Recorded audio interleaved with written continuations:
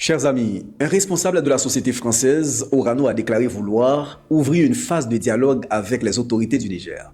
Deux sujets sont évoqués: le stock d'uranium sur place après les événements du 26 juillet 2023, la possibilité d'un retour d'Orano dans le pays.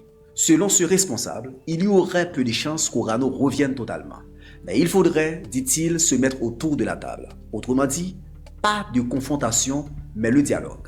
La famille, avant d'aller plus loin, vous connaissez le rituel, partagez la vidéo, likez, commentez et surtout, abonnez-vous à la page. Depuis le changement de pouvoir conduit par le mouvement révolutionnaire dirigé par Abdourahmane Tiani, les relations entre Niamey et Paris se sont fortement détériorées. Les autorités nigériennes ont retiré les permis d'exploitation, pris le contrôle des sites, annoncé la restitution d'une partie du stock d'uranium estimé à environ 300 millions d'euros. Mais Orano revendique une production intermédiaire, celle réalisée entre le 26 juillet et la perte effective d'accès au site.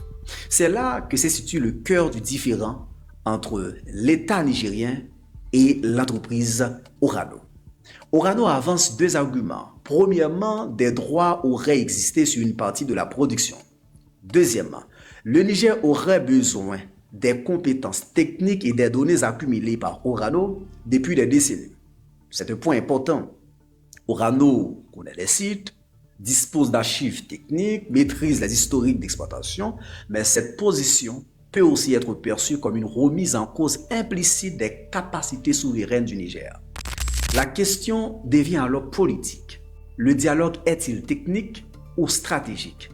Parce que nous sommes dans un contexte plus large.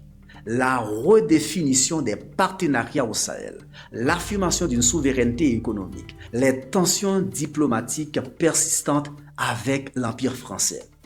Le Niger n'est pas dans une logique de rupture totale avec le monde, mais dans une logique de redéfinition des rapports de force dans un monde multipolaire. La différence, chers amis, est majeure. Ce dossier dépasse l'uranium. Il touche à la souveraineté des ressources naturelles, à l'image de la France en Afrique, à l'équilibre stratégique dans le Sahel. Un dialogue est possible, mais il ne portera probablement pas sur une reprise complète de l'exploitation.